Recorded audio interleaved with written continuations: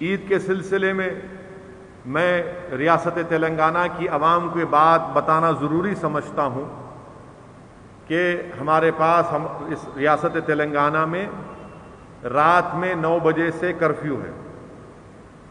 اور میری کل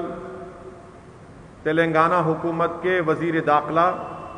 جناب محمود علی صاحب سے بات چیت ہوئی فون پر، اور انہوں نے مجھے یہ بتایا ہے کہ عید کی نماز حکومت عیدگاہ میں ادا کرنے کی اجازت اس لیے نہیں دے سکتی کیونکہ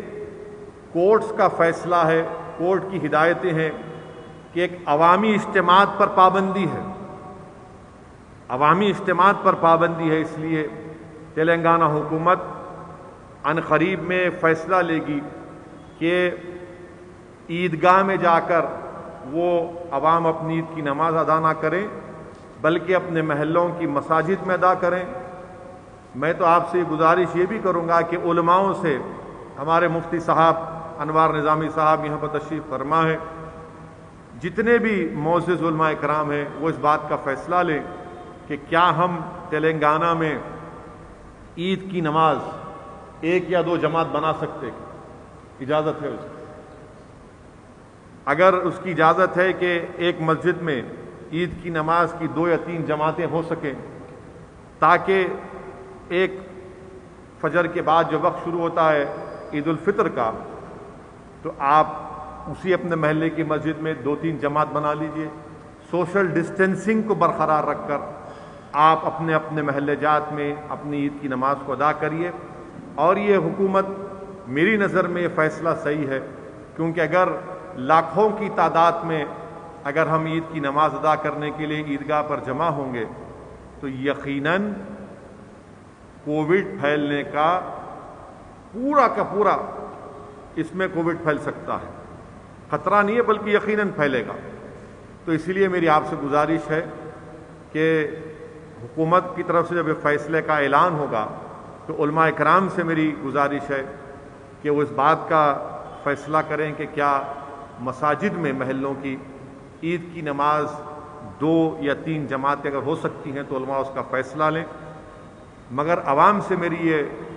اپیل ہے کہ عید کی نمازیں میں مسجد کو جائیں، سوشل ڈسٹینسنگ کو برقرار رکھیں، اپنے چہرے پر ماسک لگائیے، خدا کے لیے ماسک لگائیے، اور یہ گلے ملنے کا کام مت کریے۔ گلے ملیں گے پیارے تو کووڈ گلے مل لیں گا آپ سے آ کے، تو کووڈ سے گلے ملنا نہیں ہے، کووڈ کو دور رکھنا ہے، کورونا کو دور رکھنا ہے۔ اگر آپ بغل گیر ہوں گے تو نہیں معلوم کہ غیر ضروری آپ میں اگر وائرس ہوگا تو ایک صحت مند کو لگ جائے گا، ایک صحت مند کو لگ جائے گا۔ اسی لیے دور سے زبان سے ماسک پہن کر عید کی مبارکباد دیجیے، اور کوئی ضروری نہیں ہے کہ گھر کو جا کے ملنا، نہیں اماں کو ملنا ہے۔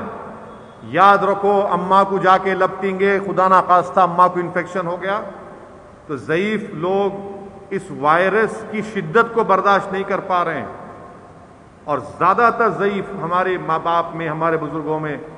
عمر کے لحاظ سے کچھ نہ کچھ بیماری ہوتی ہے، ڈائبٹک ہوتا ہے، ہارٹ کی بیماری ہوتی ہے، کڈنی کا ہوتا ہے۔ دور سے اماں کو اگر ہو سکے تو فون کر کے، سیل فون ہے، اسمارٹ فون ہے، ویڈیو کال کرو اماں کو، والد کو، اگر ساتھ رہتے تو بھی ضروری نہیں ہے کہ جا کے اماں کو لپٹے۔ میرے بھائی، یہ احتیاط کرنے کا وقت ہے، بہت احتیاط کرنے کا وقت ہے۔ سوشل ڈسٹینسنگ کو رکھیے اور ماسک لگائیے، عید کو ضرور منائیں، مگر کیا ہم اس کو روایتی طور پر جیسا عید مناتے ویسا منائیں یا خاموشی سے منا لیں؟ تو میرے عزیز دوستوں اور بزرگوں، ہم کو عید منانا ضروری ہے، انعام کا دن ہے، وہ مزدور کو مزدوری ملنے کا دن ہے، مگر اسی شان و شوکت سے اگر آپ منائیں گے تو احتیاط کریے، کیونکہ یاد رکھیے کہ ہر چوتھے پانچویں گھر میں کوئی بیمار ہے، ہر چوتھے پانچویں گھر میں کسی کا انتقال ہو چکا ہے، آپ کے پڑوس میں کسی کی موت ہو چکی ہے۔ یقیناً عید منائیے، مگر ان تمام چیزوں کا خیال رکھیے، کیونکہ ہم اپنے شہر میں، اپنی آبادی میں رہتے ہیں، اور ہم کو کثرت سے اللہ سے دعا کرتے رہنا ہے کہ اللہ سبحانہ و تعالی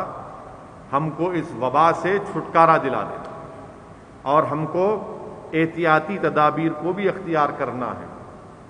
اگر آپ کوئی احتیاطی تدابیر استعمال نہیں کریں، اللہ رو کر دیں گا۔ میرے بھائی، اللہ کے رسول صلی اللہ علیہ وسلم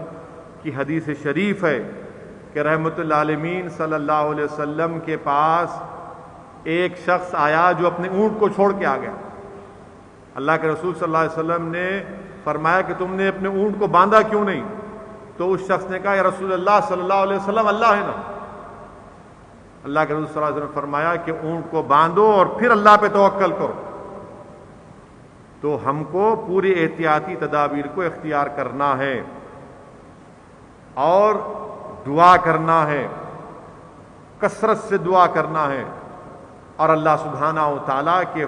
فیصلوں پر توکل کرنا ہے۔